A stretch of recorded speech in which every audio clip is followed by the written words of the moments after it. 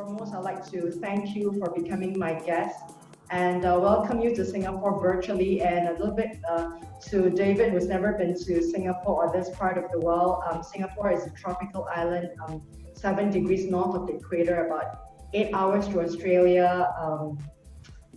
And we're not China. Right. We're Singapore, and we've got a population about 5 million of locally born and bred, and about 2 million international expatriates who's moving in and out, and also international students who are residing here. So, and we've got and I think according to my prime minister when he was talking to your current prime minister who's going to exit it in a couple of weeks. Singapore is the largest trading partner of the US per GDP, means per Singapore, because per Singaporean, we actually acquire most of American products in the world. Yeah. I think we're the first people to acquire all the Apples and all the Macs when it comes out. So in Singapore, if you know the movie Crazy Rich Asians, it's actually filmed here. Okay. Probably your listeners would like to know a little bit more about Singapore, and me being a Singaporean would like to promote Singapore to your listeners and to your viewers back in the US. Come and spend the tourism dollar here post-pandemic, because I think the world needs the consumer power to put the economy back on track, Right. Yeah. So I'd like to welcome David. Thank you. Who is so gracious to accept my invitation for this topic, faith in pandemic. And all of us are facing such a strange time in human history in this generation. We don't know if we're going to face another pandemic, but this is like a really strange time. So it puts us in touch, David and myself, under the family of Christ. So I'd like to pose him 3 questions. Number one, how does he interpret the pandemic according to his faith and according to the Bible that he understands? And how should we as Christians and non-Christians face the pandemic? And what does post-pandemic holds up for us? And I think the politicians will tune in. They're going to get the answers right here, right? Yeah, the floor is yours, David.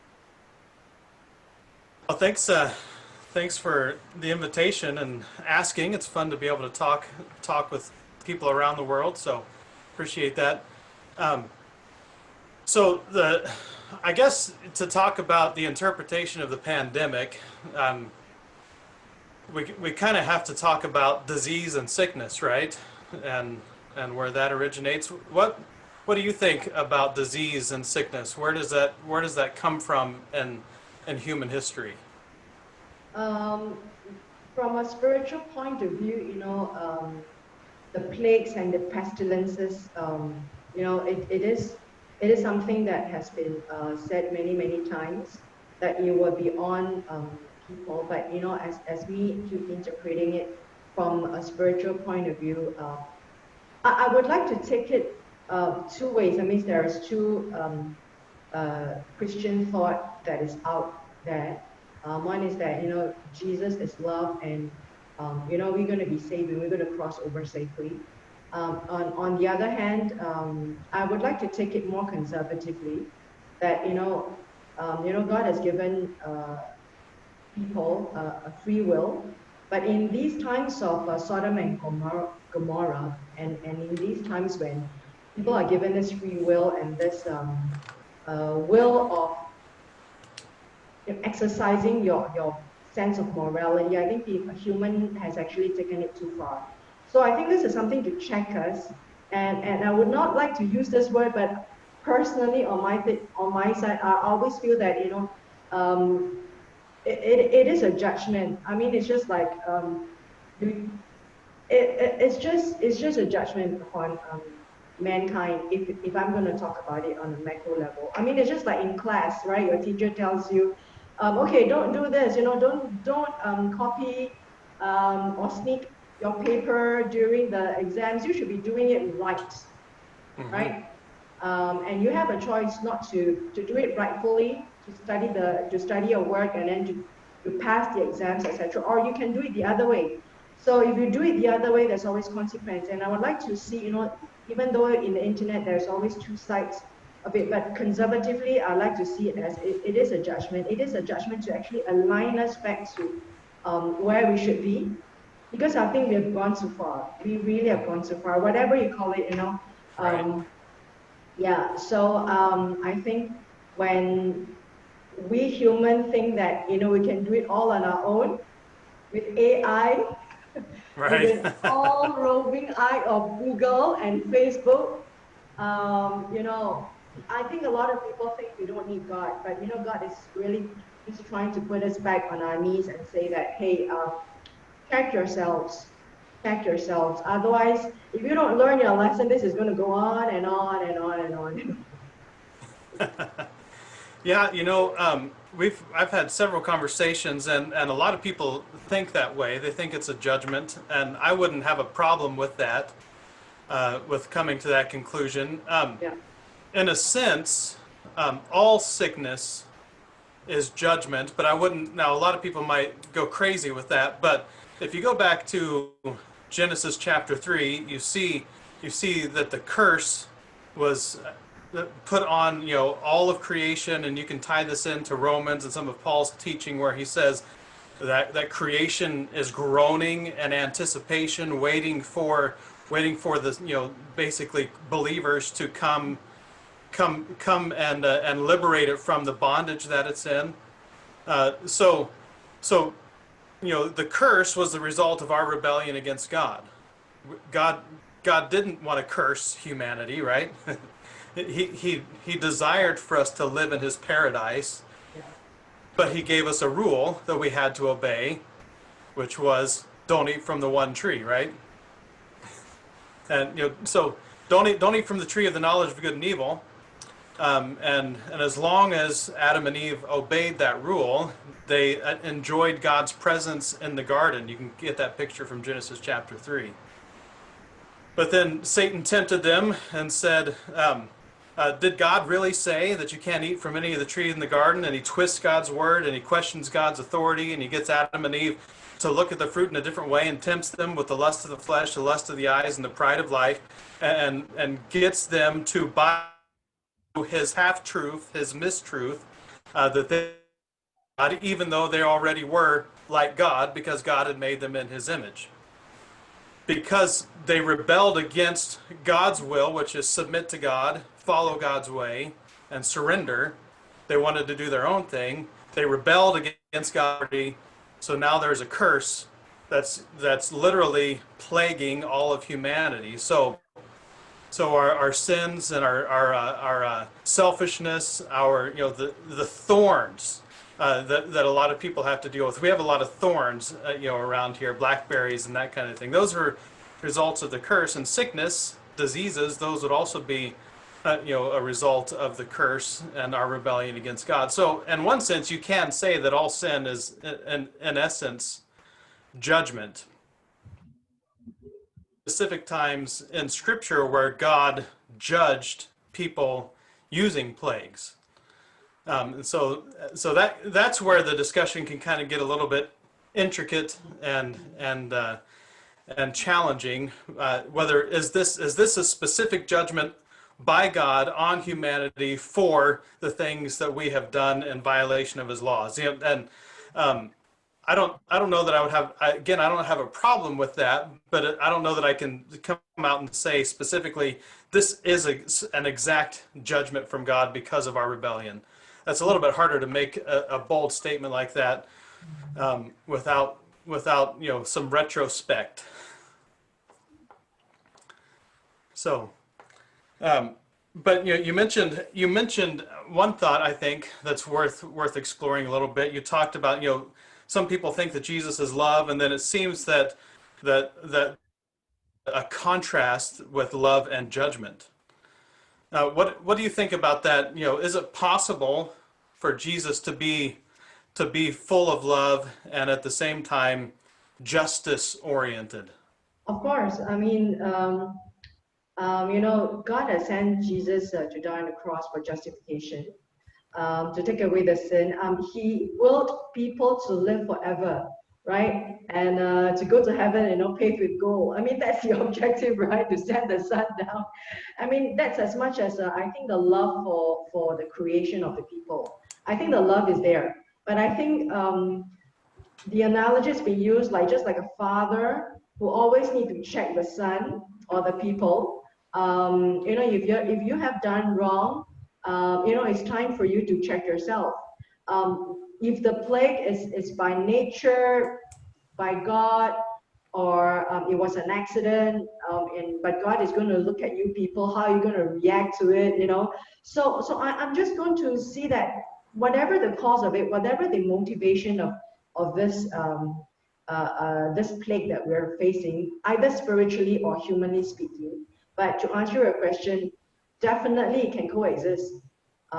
If human given that free will, I mean, it's just like a parent, they've given you a free will. They're not going to tie your hands and hide you in the house and shackle you up, right? I mean, you've got a free will to just go and live. But if you live in a way that is not right, if you deviate too much from that line of that 90%, the 90 degree of righteousness, somehow something is going to tell you, like if you're going to cross the road in a haphazard way and the cars are going to come, they're going to honk at you. I mean, I'm looking at this is like a warning.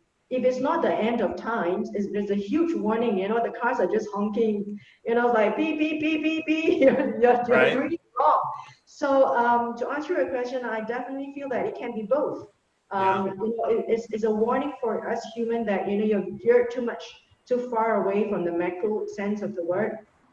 You're just going it too far. And definitely it should be done in the context of love. All judgment is done in the context of love, because it's just telling you you have done wrong. And Right. because if I had not loved you, I would let you do anything that you want. Hmm. So to me it just coexists. There's no doubt about it. To me it just coexists. It should not be any conflict. It should not be at all. Right. Yeah, the verse that always comes to mind on this topic is from Yeah, John, yeah, chapter 1, where John says that Jesus came from the Father full of grace and truth. And so that idea, it wasn't he did Jesus wasn't, half grace and half truth. He's full yeah. of both. He's Yeah. 100% grace and he's 100% truth. And Mhm. so when there is truth, when Jesus needed to share truth, and oftentimes with the Pharisees, he shared really hard, harsh truths with them. He Mhm. pronounced woes on them for their actions. Yeah. He wasn't doing that because he was critical and he just wanted to judge them and put them in their place. Like you were saying, it comes from a place of grace or a place of love, that he's saying this to them because you've gotten it wrong and he wants you to get back on track, get back on the right way, right? And so that word woe, when he's saying woe to you Pharisees and woe to you teachers of the law, it's almost like a groan. Mhm. They translate it as woe, but it's almost like a kind of a word where it's, like, come Mhm. on guys, like you're just getting you've missed it. You're just, You need to. come on, you know. Yeah. And what I think that almost communicates more than the word woe itself, because that's got a feeling behind it of you're missing it and I want so badly for you to get it. And so there is truth, and truth is an important thing, but Jesus also is fully grace, right? So he's not going to pronounce a judgment without providing the way out. And of course, what Jesus did was he took the wrath on Mhm. himself on the cross, Mhm. received the full wrath of God's judgment against mankind for our rebellion against him, and then he offers us a way out of that judgment Mhm. through him. And an interesting thing is that in the book of Hebrews, it says a new and living way has been opened for us through his body, that is his flesh, his curtain, that is his flesh. and that all who enter in through him are saved. And it's, this picture that we, in order to be saved from God's judgment, have to follow and go through Christ's broken flesh on the cross and crawl through death, essentially, and death to that old life, that old rebellious nature, so that we can receive God's gift of life. And that's the only way for us to come out on the other side of judgment. So that's interesting. We talked about a lot there already. That's a whole book. Right. And one question, like, we are living in such a real strange time. You watch this in the movies, right? Hmm. The end of the world, tomorrow never comes, or whatever Hollywood movie you've got there. Right. It's almost like the tsunami that hits Japan like 12 years ago or something. Right. You watch that and you anticipate that, but hey, we're all in there. Can you imagine, David? We're all under different terminologies of lockdown. Voluntary, home Mm-hmm. isolation, you're encouraged to stay at home, and the planes are all shut, the borders are closed, businesses are all collapsing, jobs are being lost, banks are Right. closing down, people are jumping out of the window, people are going crazy, they're on their Right. edge, whatever you call it. I mean, we are safe in our homes, but these are actually happening. Right. And it's such a time where people just forget that, it's really, really, really strange. It's such a huge phenomenon. And it's a huge phenomenon that calls for a spiritual interpretation, because not even the best scientists could interpret. Every scientist is trying to find a different part. Some call it is an airborne virus. Some people call it, it's a liquid born virus or whatever, and Mm-hmm. then they're trying to find vaccines, and everybody's trying to scramble. The government is trying to bail out all the economies, and people are going into the poverty. I was looking at some of the news in Europe, and particularly in France. People are going down the poverty line because they're digging into their savings. It is gone, and the businesses that have been built for many years, they all closed down. It's like it's trying to demolish back to ground zero. Mm-hmm. Governments that are too haughty, governments and politicians that they think they've got the powers that is being bestowed to them by the votes, people that they think that they can live their lives the way that they want. It's a really, really strange time. And David, this is something that's close to my heart. I'm calling out, you and people just to interpret this so that we make sense of the world. And if we could, and which is hard, and if the governments are the biggest and the brightest brains, like the scientists, and they are trying to make sense of the world, I think only the Bible gives us some light. Right. And of course, me being and all of us because our brains are just like a pea. In the eyes of God, our brains are just like a pea. It's just like a little pinhole. And if we can't find any truth and make a sense out of this world right now, that what I have described, which is what is happening right now in a Right. Yeah. nutshell.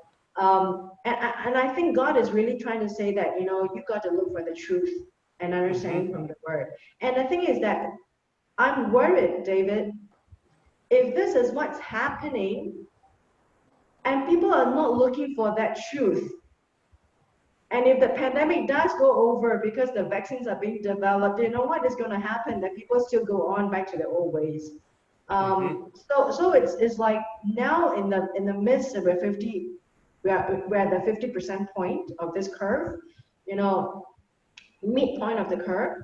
And if we do not try as much as possible, as fast as possible, to really find out during these times when the world is shut, to find out the truth, which we can, but I don't think enough of the people are trying to find out. Because God is giving us a chance, right? We are all in Right. quarantine, right? Mm-hmm. In different degrees, right? I can't imagine, like, I called out to the world, like, can I have some pastors? If we don't try to find out, I don't know what is going to really happen, that the big bang is going to come after the pandemic. You know what I'm trying to say?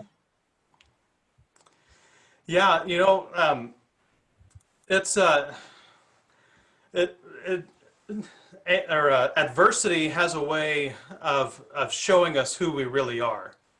Um, and the greater the adversity, the greater the struggle, the greater the challenge we go through, the greater the likelihood who we really are, where our faith really lies, what we really believe in is going to be exposed. And one of the things I think that the pandemic has done is it has revealed that for a lot of humanity and a lot of Christian humanity has their faith in man, has our faith has been in our governments, our own ability to provide for ourselves. We haven't had to develop a deep faith in God because we haven't really been without, right? We haven't been like many generations that went before us. In America, we had the Great Depression. My grandfather lived through Yeah. that, and as a result of going through that, he was an entirely different person and lived his life in an entirely different way than we do and than my parents did. And so it's one of the things is that it's been so long since we've been through a big trial like this as a race, a human As race, human race. Yeah. that we don't realize The big that trial.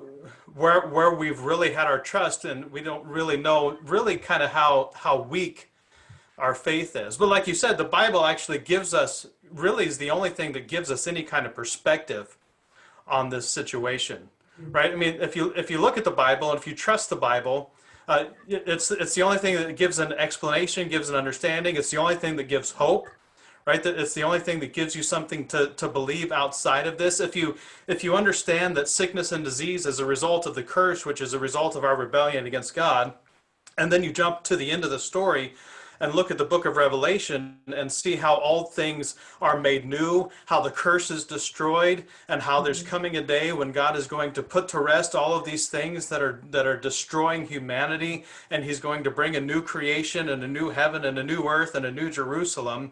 You see that there's something bigger and outside of the here and now.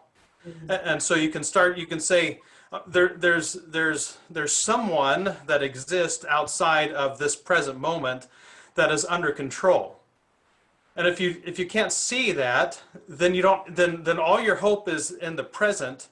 And when things in the present get out of control and chaotic, then you have no hope. And people react and respond by doing some of the, our mental illness is through the roof, Yeah. suicides, depression, anxiety through the roof. Throughout the world. Yeah. Yeah. And David, if we can just, like, put everything in this microcosm, like you call it, that the magic glass, or what do you call it? The looking through The this, looking glass. the Yeah. looking, yeah, if you look through it, it's like, okay, we're looking ourselves, right? I mean, God is looking down. But if we look at it in ourselves, I mean, it's this is like,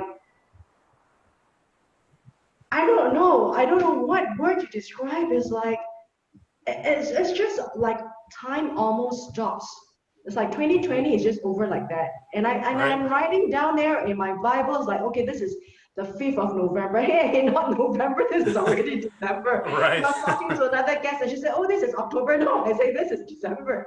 Like, time has almost stopped. And the thing is that, if I think, there's two part, right? I mean, one is the we are in the midst of a pandemic, mid-pandemic, then Hmm. post-pandemic.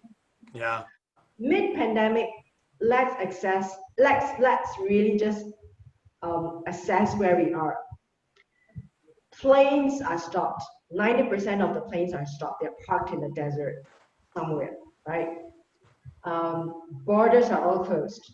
No international trade. Countries are in quarantine, right? On a Hmm. macro sense, individuals are in quarantine. Um, you're not asked to leave the home to work. You're asked to stay home to work. Of course, Hmm. unless you're an essential worker, your job needs you, you go back to work, etc. But you've been advised to stay home. Hashtag. right? I mean, and that is a phenomenon throughout. And I've got this episode of a 25 episode of Pandemic in Your Country. I speak to people in Africa, in Mexico, in Brazil, America, of course, in Asia, in Europe. The same runs throughout. People are in fear, people are in anxiety. Governments are bailing them out, jobs are being lost. I mean, we're speaking the same language, and none, like what you say, we have not faced this as a human race. A huge hashtag judgment. I'm not saying there's a God judgment because it's too big for us to interpret, but a hashtag judgment on ourselves. You know, you either you bring it on yourself or not. We don't know, but Right. this has happened. So mid-pandemic, I think the objective we have not searched. Why are we in this place? Why are we in this space that has actually just shut all of us in? And I read and I was quite shocked at one of my daily readings of the Bible. It says that there will there just stay in a little bit longer. I can't remember what verse exactly. Just stay in a little bit longer. Help me out, David. Close your door. Go into your room, in your chamber. Do not let any man come in, and just be with yourself. And that's the verse that says, no, just stay a little bit longer in your home and shut the door. Let no man come in. I was really shocked. But this is the mid-pandemic. If people have not really tried to find out with the times that we have right now, in the quiet times, whatever kind of, we have been saying it quiet times, but we never had a quiet time because we are so busy with our lives, with the Right. traffic that is going in and out of our lives, with the traffic that is jammed in our brains and in our minds, and suddenly we are put to silent. The whole world had just gone silent and the animals came out. So, and we don't search in mid-pandemic about what's happening right now, whereby human could not put a finger on or decipher what's happening, which actually is the way I see it. God is saying that, you should have your quiet time. You are shutting your door. The world has stopped traveling, stopped working, stop going out, stop meeting people, and no one's supposed to come to your house. You're supposed to be isolated. So if mid-pandemic, I think it's the time that calls for the whole world to really awaken to this, because this is such a strange phenomenon. And now post-pandemic, if we don't really wake up to this, my concern is if we don't come to a new normal, and people are talking about new normal, right? Right. I bet if we don't come to define a new normal, and I think the new normal is not like just wearing masks, social distancing, working from the home hashtag, and staying home hashtag. But I think the new normal, if people do not wake up to a new normal to say that, hey, there is something larger than our lives now. It's just like something larger than us right now is COVID-19. Right. It's crazy, right, David? Yep. It's like, Yeah. and it's just like the fire is just going around the world, David. You know what I'm trying to say? It's just burning around the world. Look at the numbers. And if this unseen thing is just like destroying the world structures right now, and if people do not spend time to think through that, not in the scientific medical point of view, you know what I'm trying to say, David? Mm-hmm.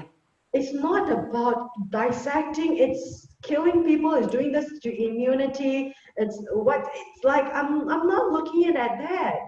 I'm looking at this thing that is burning down the world right now. It's destroying all the structures of the world. And if people and the governments and the human race is not looking at it from the other point of view, the other perspective, and my fear is that if people go back to normal post-pandemic, and I think there's going to be a huge, the next tsunami is going to come.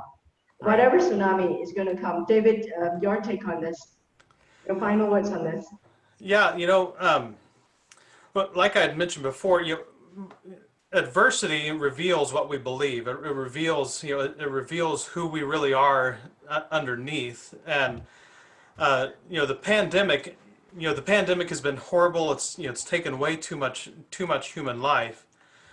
But what it has done, it's poured gasoline on the fires we had already created, in the world. And there's a lot of disaster that has been exacerbated in 2020, but much of it is disaster that was already taking place, and the pandemic just accelerated it, right?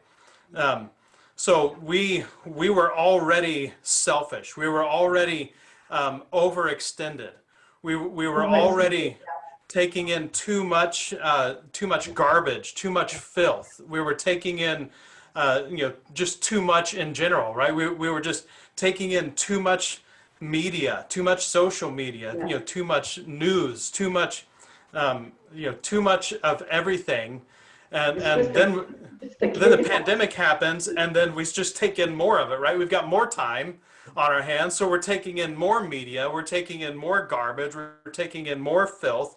And so we were already doing all those things. It just accelerated everything, which has only accelerated the brokenness of the human condition that exists around the globe. And we've seen, so all we've seen is just an accelerated timeline of our rebellion and destruction against God. And post pandemic, what we need surrender, we need submission, we need people to lay down their life, to sacrifice themselves, to stop fighting for their own rights, to stop saying that, I deserve this, I should have things in life the way I want them to be because, I'm a human and I deserve those kinds of things. Well, that's ridiculous. The only way for humanity to be any different from this point forward is if we start sacrificing and laying down our lives for one another, right? That's what Jesus said when he gave the new covenant was, greater love has no man than this, and that he lay down his life for his friends. Love one another as I have loved you. And Jesus loved the disciples by going to the cross and laying down his life for them. Followers of Jesus Christ are commanded to do the same thing. We're supposed to lay down our lives, which means laying down our rights, laying down what we think we deserve, laying down what we think should come our way, and saying, no, because I love you, I'm going to lay that down and I'm going to serve you. But we're not doing that very well at large as a human race. We're kind of all focused on That's ourselves, a huge understatement. right? And I totally agree with you. Like this is the spark that set the fire. Just like your huge California fire that is so Hmm. renowned all the world. It's like this is the spark that really just let mankind just manifest itself. Like Right. yeah, and like how are we gonna live post and pandemic? That's the huge question. And Hmm. if we revert to the old ways, the new normal goes back to the old normal. Then I would think that it's gonna be judgment upon judgment upon judgments. I mean, Yeah, could using be. very loosely the words, judgment upon judgment, and it's going to be bigger and bigger. I mean, look at the tsunami that happened in Japan, and look at the year 2000 Christmas tsunami that wiped out 128,000 people in this part of Asia, Hmm. from Indian Ocean to Mauritius, Right. the Philippines and Thailand and Indonesia, Hmm. 128,000. And then these are all the precursors of warnings that it's going to come, it's going to come, it's going to come. And we can continue our conversation because it could really go on to biblical, academic terminologies into the Bible. And with the very limited time that we have, I've taken up 40 minutes of your time that I promised you.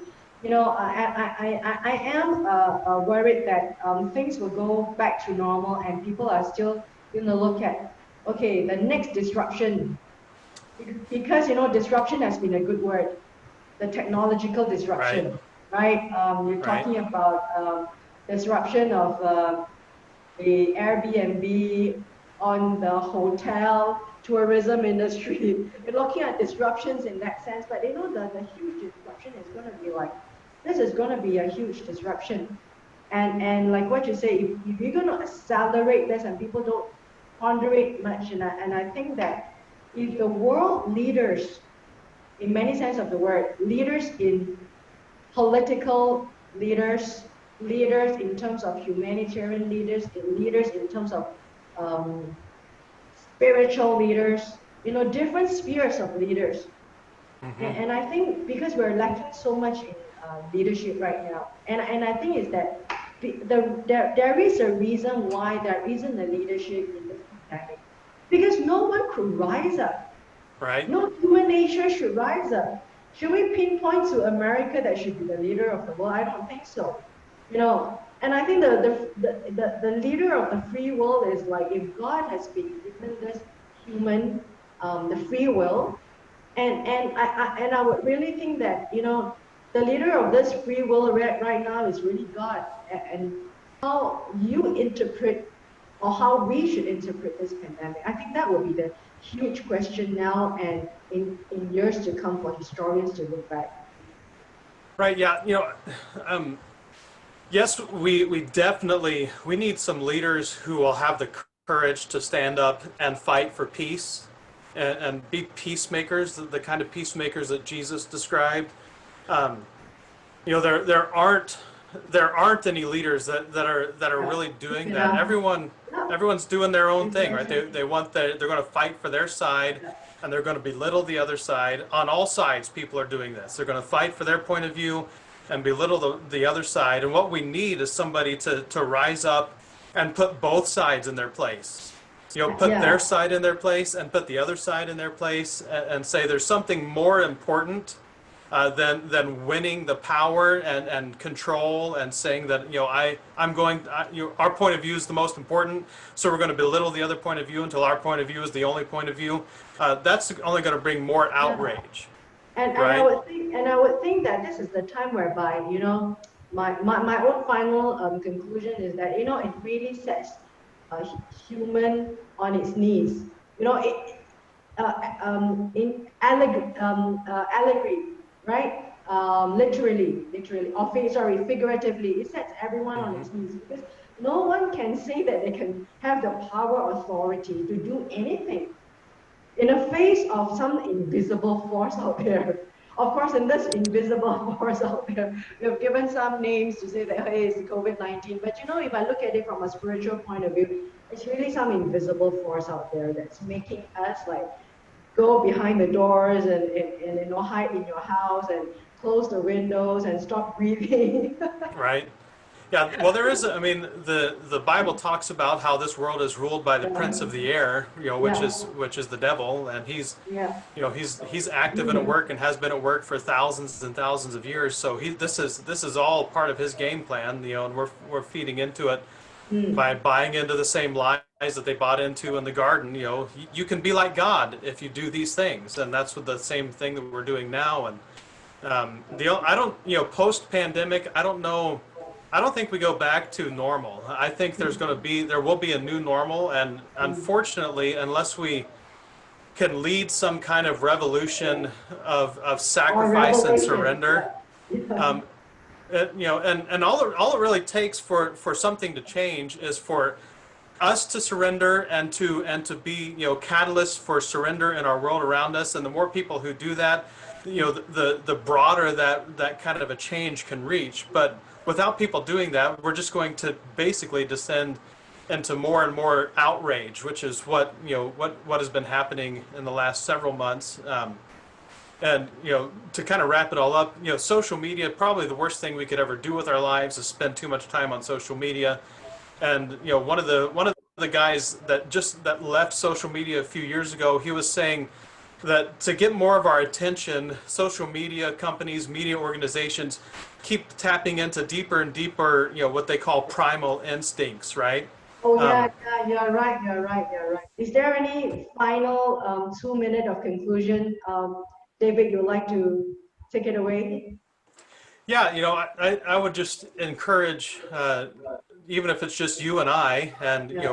one other believer that comes across this to, I think it's Peter that said, always be prepared to give a reason for the hope that you have. Um, the world is at large without Yeah. hope. Mm, And so if we have hope, we mm, should be ready to give reasons for that hope. And mm. maybe if Okay. we just share some hope with people who have lost their hope, Yeah. hope will start to spread a little bit more than the negativity and pessimism that's taken over the world at the moment. So Yeah, I think I like the way you conclude this. Thank you so much, David, for coming on. yeah, thank Um, you. yeah, I would like to thank you so much, and thank you for this wonderful episode. You're welcome. Thank you Yeah, for reaching out. Good to talk. yeah. David, okay, now the episode has ended. I just would like you to say like a couple of minutes, Christmas is coming. I'm not sure if you celebrate Christmas because a lot of people don't. Me being a Christian myself, we celebrate in a way that is non-commercialized. It's just a date to dedicate our faith in a quiet way. As a word is a day of remembrance. Is there something you would like to share to the world as a message of Christmas, message of hope, and also going into 2021? Would you like to share something to the world? Yeah. Well, so we celebrate Christmas. Christmas, is a season of hope. It's a time where we remember that God is with us. That God became a man and lived a human life, lived the perfect human life, the life that we should have lived. He lived the death that we should have died. He died, and so Christmas really is a season of hope. It's a season of light. That's a really pertinent message for us right now. That the Mm. light of the world came and dwelled among us, and we received His glory, the glory of the one and only begotten from the Father. So there's this message of light and hope and peace and joy and love. Um, that gives us an opportunity to I mean, really all we have to do is tell the story and let people hear it, and they'll hear the hope. They'll hear the only religion across the globe where goes backwards, God becomes a man, is Christianity. Every other religion, we're supposed to work our way up, but God goes backwards. He becomes a man. He sets the example. He lives the perfect sinless life. He pays the price for the sins that we committed, and he leads and he creates a path. He blazes a trail. That's how Hebrews calls it. Jesus blazed a trail. He's the trailblazer to create a way for us out of this wilderness, out of the rebellion, out of the chaos, and into the life that is truly life, the abundant life that he had for us from the beginning. The only way to do that is to die to what we think life is so that we can receive from Jesus the life that is truly life. Thank you so much, and thank you for sharing 50 minutes of your time. I'd like to welcome you back again sometime, either end of 2020 or 2021, to share your message to this part of the world. Thank you so much. Thank you. Yeah, my pleasure. Thank you. God bless you too.